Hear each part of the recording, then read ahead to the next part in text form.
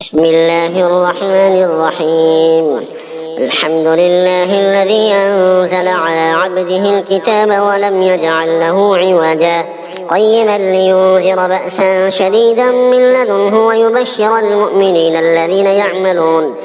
يعملون الصالحات أن لهم أجرا حسنا ماكثين فيه أبدا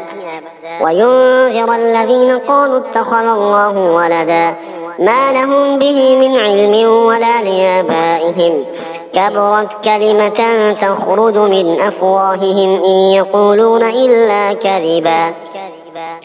فلعلك باخع نفسك على آثارهم إن لم يؤمنوا بهذا الحديث أسفا إنا جعلنا ما على الأرض زينة لها لنبلوهم أيهم أحسن عملا وإنا لجاعلون ما عليها صعيدا جرزا أم حسبت أن أصحاب الكهف والرقيم كانوا من آياتنا عجبا إذ أوى الفتية إلى الكهف فقالوا ربنا آتنا من لدنك رحمة وهيئ لنا من أمرنا رشدا فضربنا على آذانهم في الكهف سنين عددا ثم بعثناهم لنعلم أي الحزبين أحصى لما لبثوا أمدا نحن نقص عليك نبأهم بالحق إنهم فتية آمنوا بربهم وزدناهم هدى وربطنا على قلوبهم إذ قاموا فقالوا ربنا رب السماوات والأرض لن ندعو من دونه إلها لقد قلنا إذا شططا هؤلاء قوم اتخذوا من دونه آلهة لولا يأتون عليهم بسلطان بين فمن أظلم ممن افترى على الله كذبا وإذ اعتزلتموهم وما يعبدون إلا الله فأووا إلى الكهف ينشر لكم ربكم من رحمته ويهيئ لكم من أمركم مرفقا وترى الشمس إذا طلعت تزاور عن كهفهم ذات اليمين وإذا غربت تقرضهم ذات الشمال وهم في فجوة منه ذلك من آيات الله من يهد الله فهو المهتد ومن يضلل فلن تجد له وليا مرشدا وتحسبهم أيقاظا وهم رقود ونقلبهم ذات اليمين وذات الشمال وكلبهم باسط ذراعيه باليد لو اطلعت عليهم لوليت منهم فرارا ولملئت منهم رعبا وكذلك بعثناهم ليتساءلوا بينهم قال قائل منهم كم لبثتم قالوا لبثنا يوما أو بعض يوم قالوا ربكم أعلم بما لبثتم فبعثوا أحدكم بورقكم هذه إلى المدينة فلينظر أيها أزكى طعاما فليأتكم برزق منه وليتلطف ولا يشعرن بكم أحدا إنهم إن يظهروا عليكم يرجموكم أو يعيدوكم في ملتهم ولن تفلحوا إذا أبدا وكذلك أعثرنا عليهم ليعلموا أن وعد الله حق وأن الساعة لا ريب فيها إذ يتنازعون بينهم أمرهم فقالوا بنوا عليهم بنيانا ربهم أعلم بهم قال الذين غلبوا على أمرهم لنتخذن عليهم مسجدا سيقولون 3 رابعهم كلبهم ويقولون 5 سادسهم كلبهم رجما بالغيب ويقولون 7 وثامنهم كلبهم قل ربي أعلم بعدتهم ما يعلمهم إلا قليل فلا تمار فيهم إلا مراء ظاهرا ولا تستفت فيهم منهم أحدا ولا تقولن لشيء إني فاعل ذلك غدا إلا أن يشاء الله واذكر ربك إذا نسيت وقل عسى أن يهديني ربي لأقرب من هذا رشدا ولبثوا في كهفهم 300 سنين وازدادوا 9 قل الله أعلم بما لبثوا له غيب السماوات والأرض أبصر به وأسمع ما لهم من دونه من ولي ولا يشرك في حكمه أحدا واتل ما أوحي إليك من كتاب ربك لا مبدل لكلماته ولن تجد من دونه ملتحدا واصبر نفسك مع الذين يدعون ربهم بالغداة والعشي يريدون وجهه ولا تعد عيناك عنهم تريد زينة الحياة الدنيا ولا تطع من أغفلنا قلبه عن ذكرنا واتبع هواه وكان أمره فرطا وقل الحق من ربكم فمن شاء فليؤمن ومن شاء فليكفر إنا أعتدنا للظالمين نارا أحاط بهم سرادقها وإن يستغيثوا يغاثوا بماء كالمهل يشوي الوجوه بئس الشراب وساءت مرتفقا إن الذين آمنوا وعملوا الصالحات إنا لا نضيع أجر من أحسن عملا أولئك لهم جنات عدن تجري من تحتهم الأنهار يحلون فيها من أساور من ذهب ويلبسون ثيابا خضرا من سندس واستبرق متكئين فيها على الأرائك نعم الثواب وحسنت مرتفقا واضرب لهم مثلا الرجلين جعلنا لأحدهما جنتين من أعناب وحففناهما بنخل وجعلنا بينهما زرعا كلتا الجنتين آتت أكلها ولم تظلم منه شيئا وفجرنا خلالهما نهرا وكان له ثمر فقال لصاحبه وهو يحاوره أنا أكثر منك مالا وأعز نفرا ودخل جنته وهو ظالم لنفسه قال ما أظن أن تبيد هذه أبدا وما أظن الساعة قائمة ولئن رددت إلى ربي لأجدن خيرا منها منقلبا قال له صاحبه وهو يحاوره وكفرت بالذي خلقك من تراب ثم من نطفة ثم سواك رجلا لكن هو الله ربي ولا أشرك بربي أحدا ولولا إذ دخلت جنتك قلت ما شاء الله لا قوة إلا بالله إن ترني أنا أقل منك مالا وولدا فعسى ربي أن يؤتيني خيرا من جنتك ويرسل عليها حسبانا من السماء فتصبح صعيدا زلقا أو يصبح ماؤها غورا فلن تستطيع له طلبا وأحيط بثمره فأصبح يقلب كفيه على ما أنفق فيها وهي خاوية على عروشها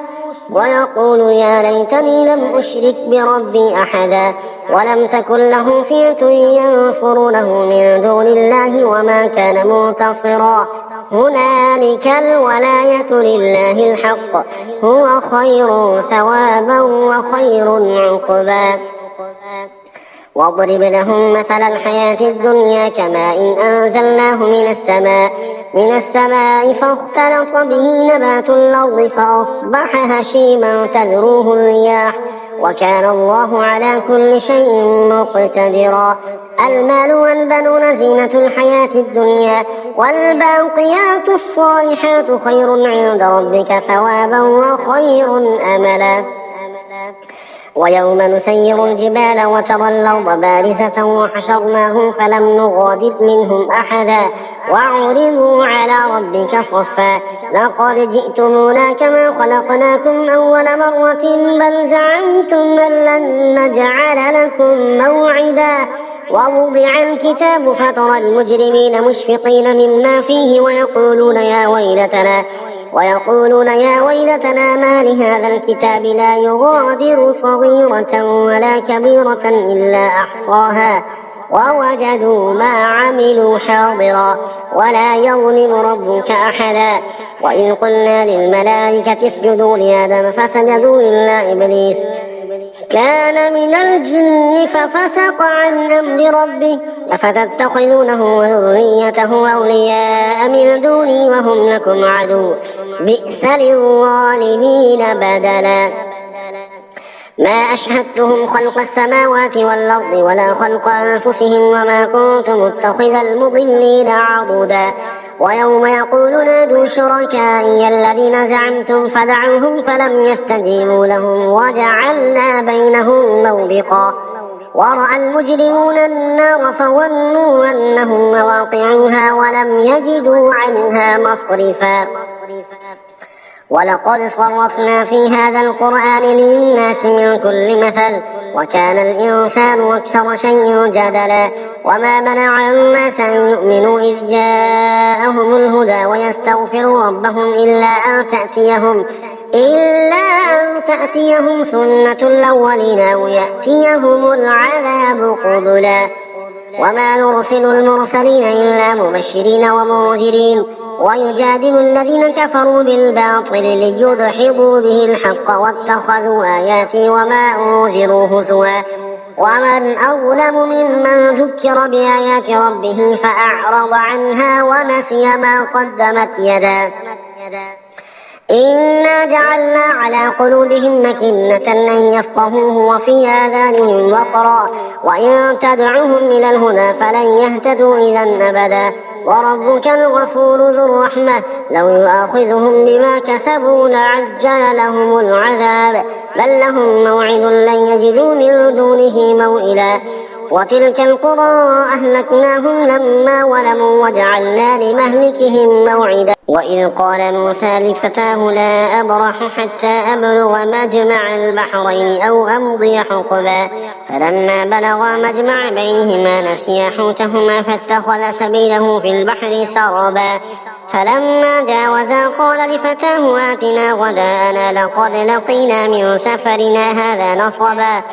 قال أرأيت إذ أوينا إلى الصخرة فإني نسيت الحوت وما أنسانيه إلا الشيطان أن أذكره واتخذ سبيله في البحر عجبا قال ذلك ما كنا نبغي فارتدا على آثارهما قصصا فوجدا عبدا من عبادنا آتيناه رحمة من عندنا وعلمناه من لدنا علما قال له موسى هل اتبعك على أن تعلمني مما علمت رشدا قال إنك لن تستطيع معي صبرا وكيف تصبر على ما لم تحط به خبرا قال ستجدني إن شاء الله صابرا ولا أعصي لك أمرا قال فإن اتبعتني فلا تسألني عن شيء حتى أحدث لك منه ذكرا فانطلقا حتى إذا ركبا في السفينة خرقها قال أخرقتها لتغرق أهلها لقد جئت شيئا إمرا قال ألم قل إنك لن تستطيع معي صبرا قال لا تؤاخذني بما نسيت ولا ترهقني من أمري عسرا فانطلقا حتى إذا لقيا غلاما فقتله قال أقتلت نفسا زكية بغير نفس لقد جئت شيئا نكرا قال ألم قل لك إنك لن تستطيع معي صبرا قال إن سألتك عن شيء بعدها فلا تصاحبني قد بلغت من لدني عذرا فانطلقا حتى إذا أتيا أهل قرية استطعما أهلها فأبوا أن يضيفوهما فوجدا فيها جدارا يريد أن ينقض فأقامه قال لو شئت لاتخذت عليه أجرا قال هذا فراق بيني وبينك سأنبئك بتأويل ما لم تستطع عليه صبرا أما السفينة فكانت لمساكين يعملون في البحر فأردت أن أعيبها وكان وراءهم ملك يأخذ كل سفينة غصبا وأما الغلام فكان أبواه مؤمنين فخشينا أن يرهقهما طغيانا وكفرا فأردنا أن يبدلهما ربهما خيرا منه زكاة وأقرب رحما وأما الجدار فكان لغلامين يتيمين في المدينة وكان تحته كنز لهما وكان أبوهما صالحا فأراد ربك أن يبلغا أشدهما ويستخرجا كنزهما رحمة من ربك وما فعلته عن أمري ذلك تأويل ما لم تستطع عليه صبرا ويسألونك عن ذي القرنين قل سأتلو عليكم منه ذكرا إنا مكنا له في الأرض وآتيناه من كل شيء سببا فأتبع سببا حتى إذا بلغ مغرب الشمس وجدها تغرب في عين حمئة ووجد عندها قوما قلنا يا ذا القرنين إما أن تعذب وإما أن تتخذ فيهم حسنا قال أما من ظلم فسوف نعذبه ثم يرد إلى ربه فيعذبه عذابا نكرا وأما من آمن وعمل صالحا فله جزاء الحسنى وسنقول له من أمرنا يسرا ثم أتبع سببا حتى إذا بلغ مطلع الشمس وجدها تطلع على قوم لم نجعل لهم من دونها سترا كذلك وقد أحطنا بما لديه خبرا ثم أتبع سببا حتى إذا بلغ بين السدين وجد من دونهما قوما لا يكادون يفقهون قولا قالوا يا ذا القرنين إن يأجوج ومأجوج مفسدون في الأرض فهل نجعل لك خرجا على أن تجعل بيننا وبينهم سدا قال ما مكنني فيه ربي خير فأعينوني بقوة أجعل بينكم وبينهم ردما آتوني زبر الحديد حتى إذا ساوى بين الصدفين قال انفخوا حتى إذا جعله نارا قال آتوني أفرغ عليه قطرا فما استطاعوا أن يظهروه وما استطاعوا له نقبا قال هذا رحمة من ربي فإذا جاء وعد ربي جعله دكا وكان وعد ربي حقا وتركنا بعضهم يومئذ يموج في بعض ونفخ في الصور فجمعناهم جمعا وعرضنا جهنم يومئذ للكافرين عرضا الذين كانت أعينهم في غطاء عن ذكري وكانوا لا يستطيعون سمعا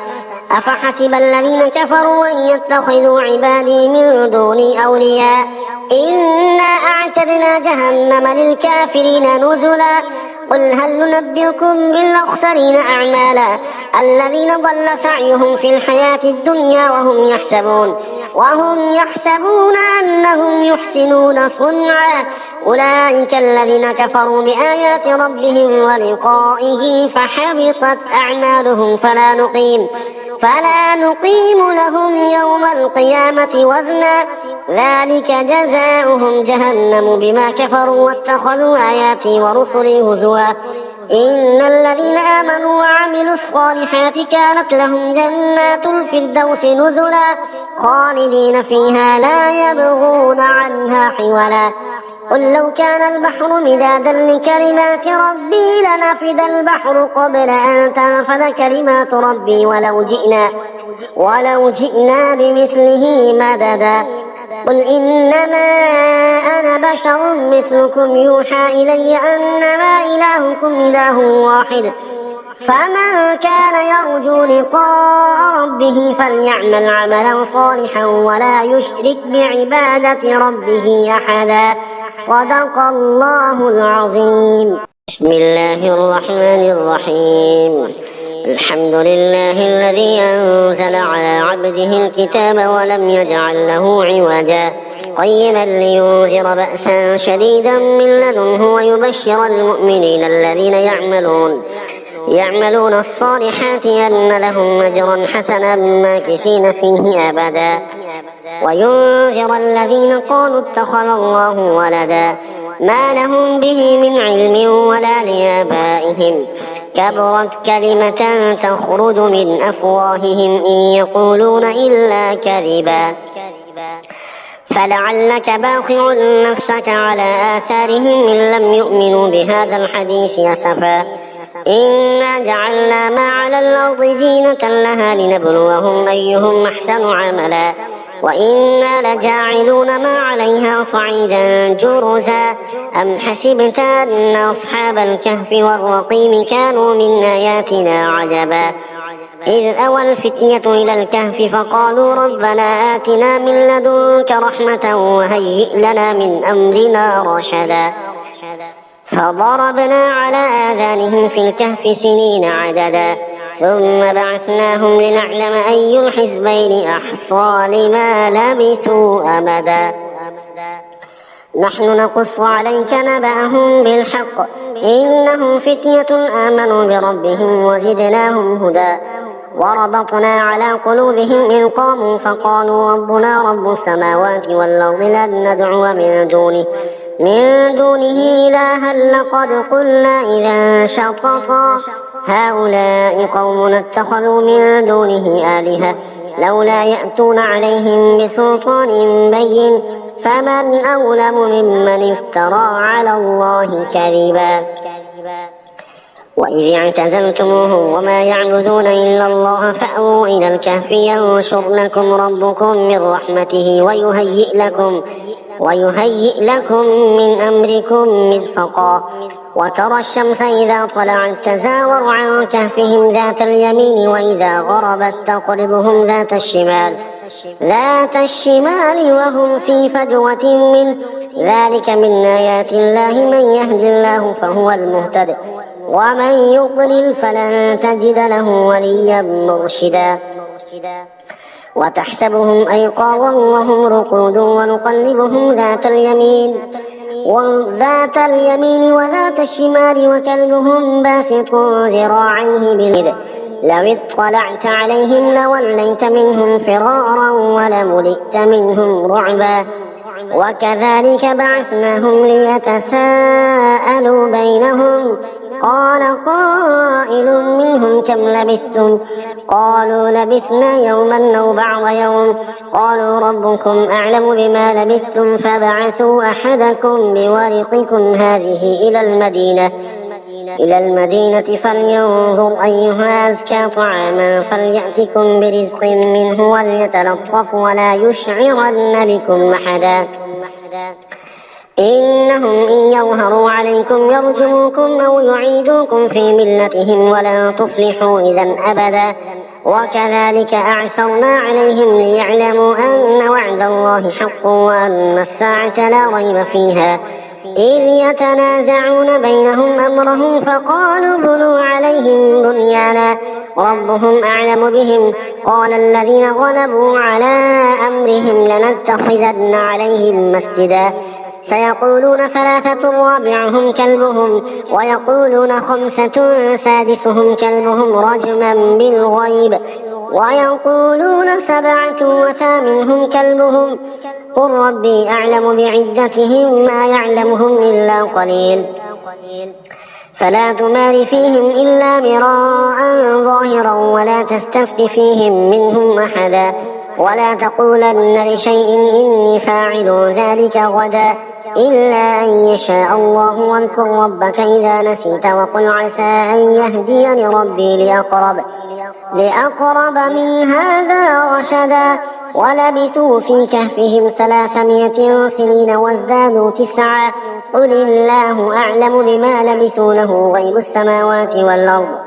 أبصر به وأسمع ما لهم من دونه من ولي ولا يشرك في حكمه أحدا واتل ما أوحي إليك من كتاب ربك لا مبدل لكلماته ولن تجد من دونه ملتحدا واصبر نفسك مع الذين يدعون ربهم بالغداة والعشي يريدون وجهه ولا تعد عيناك عنهم تريد زينة الحياة الدنيا ولا تطع من أغفلنا قلبه عن ذكرنا واتبع هواه وكان أمره فرطا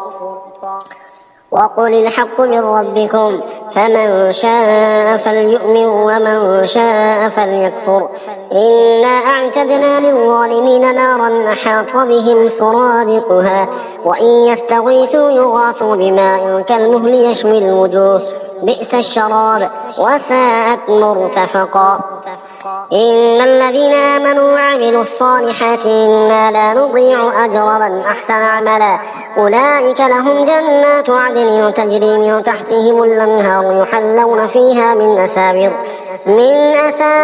من ذهب ويلبسون ثيابا خضرا من سندس واستبرق متكئين فيها على الأرائك نعم الثواب وحسنت مرتفقا واضرب لهم مثل الرجلين جعلنا لأحدهما جنتين من أعناب وحففناهما بنخل وجعلنا بينهما زرعا كلتا الجنتين آتت أكلها ولم تظلم منه شيئا وفجرنا خلالهما نهرا وكان له ثمر فقال لصاحبه وهو يحاوره أنا أكثر منك مالا وأعز نفرا ودخل جنته وهو ظالم لنفسه قال ما أظن أن تبيد هذه أبدا وما أظن الساعة قائمة ولئن رددت إلى ربي لأجدن خيرا منها منقلبا قال له صاحبه وهو يحاوره وكفرت بالذي خلقك من تراب ثم من نطفة ثم سواك رجلا لكن هو الله ربي ولا أشرك بربي أحدا ولولا إذ دخلت جنتك قلت ما شاء الله لا قوة إلا بالله إن ترني أنا أقل منك مالا وولدا فعسى ربي أن يؤتيني خيرا من جنتك ويرسل عليها حسبانا من السماء فتصبح صعيدا زلقا أو يصبح ماؤها غورا فلن تستطيع له طلبا وأحيط بثمره فأصبح يقلب كفيه على ما أنفق فيها وهي خاوية على عروشها ويقول يا ليتني لم أشرك بربي أحدا ولم تكن له فئة ينصرونه من دون الله وما كان منتصرا هنالك الولاية لله الحق هو خير ثوابا وخير عقبا واضرب لهم مثل الحياة الدنيا كماء أنزلناه من السماء فاختلط به نبات الأرض فأصبح هشيما تذروه الرياح وكان الله على كل شيء مقتدرا المال والبنون زينة الحياة الدنيا والباقيات الصالحات خير عند ربك ثوابا وخير أملا ويوم نسير الجبال وترى الأرض بارزة وحشرناهم فلم نغادر منهم أحدا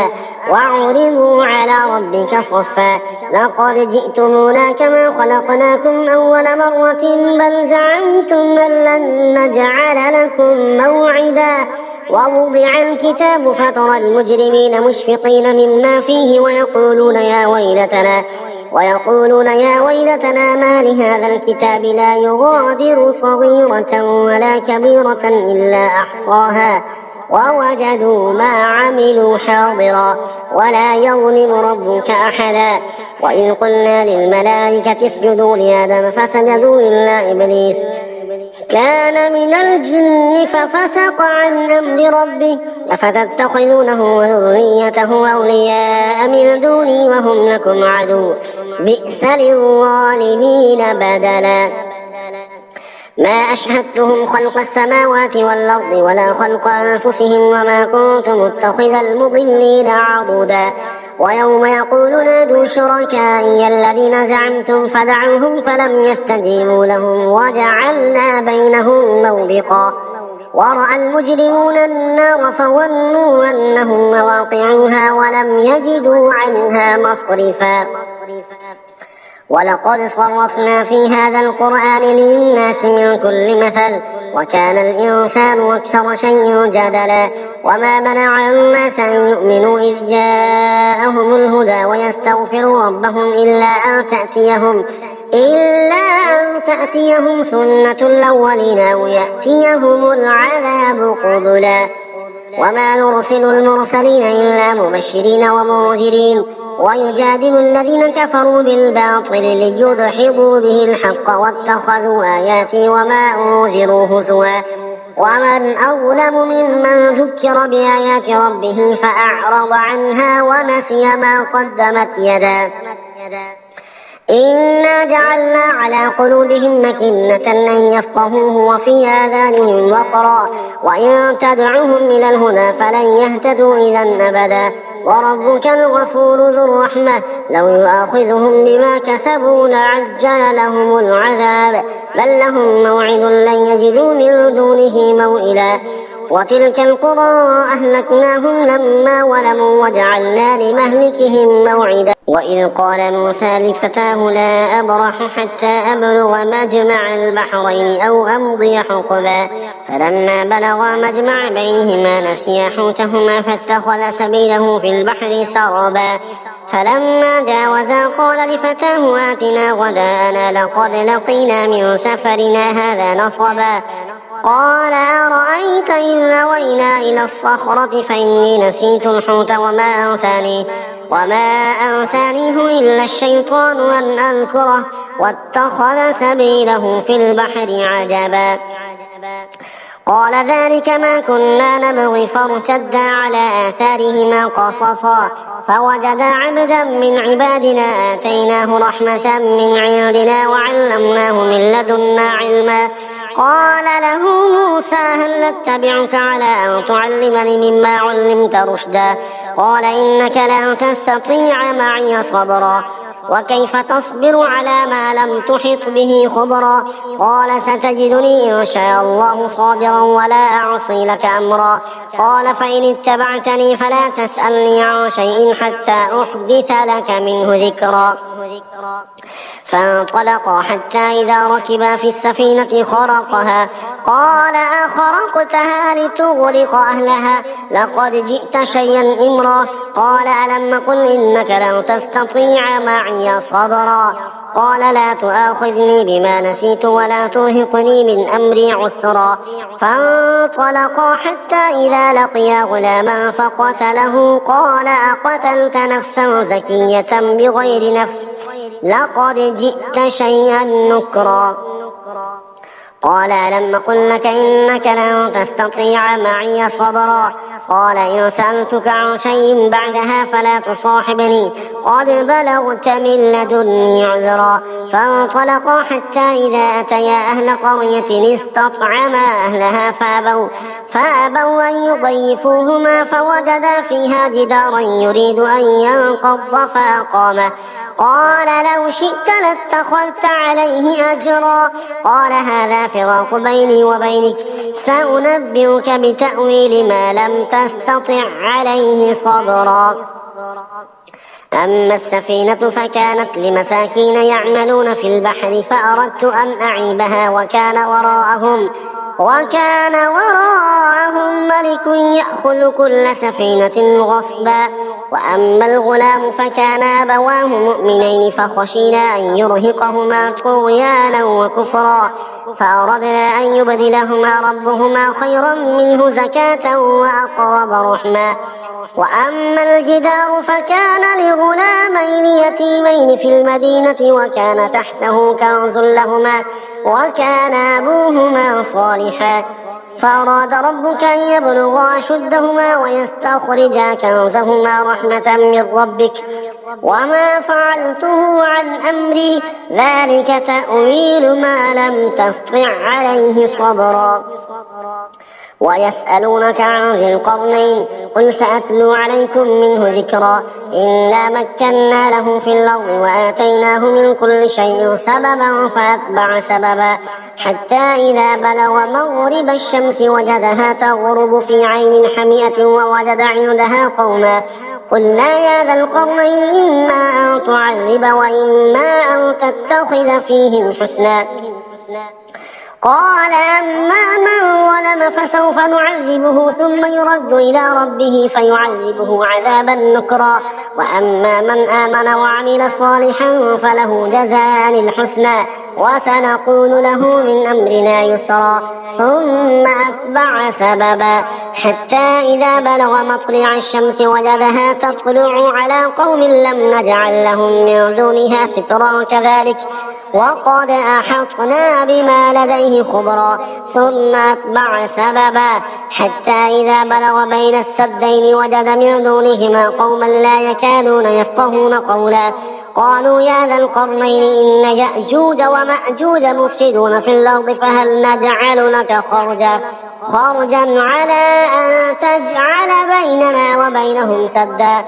قال ما مكنني فيه ربي خير فأعينوني بقوة أجعل بينكم وبينهم ردما آتوني زبر الحديد حتى إذا ساوى بين الصدفين قال انفخوا حتى إذا جعله نارا قال آتوني أفرغ عليه قطرا فما استطاعوا أن يظهروه وما استطاعوا له نقبا قال هذا رحمة من ربي فإذا جاء وعد ربي جعله دكا وكان وعد ربي حقا وتركنا بعضهم يومئذ يموج في بعض ونفخ في الصور فجمعناهم جمعا وعرضنا جهنم يومئذ للكافرين عرضا الذين كانت أعينهم في غطاء عن ذكري وكانوا لا يستطيعون سمعا أفحسب الذين كفروا أن يتخذوا عبادي من دوني أولياء إنا أعتدنا جهنم للكافرين نزلا قل هل ننبئكم بالأخسرين أعمالا الذين ضل سعيهم في الحياة الدنيا وهم يحسبون أنهم يحسنون صنعا أولئك الذين كفروا بآيات ربهم ولقائه فحبطت أعمالهم فلا نقيم لهم يوم القيامة وزنا ذلك جزاؤهم جهنم بما كفروا واتخذوا آياتي ورسلي هزوا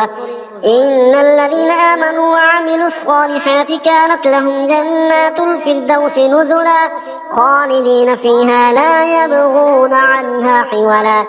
قل لو كان البحر مدادا لكلمات ربي لنفد البحر قبل أن تنفد كلمات ربي ولو جئنا بمثله مددا قل إنما أنا بشر مثلكم يوحى إلي أنما إلهكم إله واحد فمن كان يرجو لقاء ربه فليعمل عملا صالحا ولا يشرك بعبادة ربه أحدا صدق الله العظيم.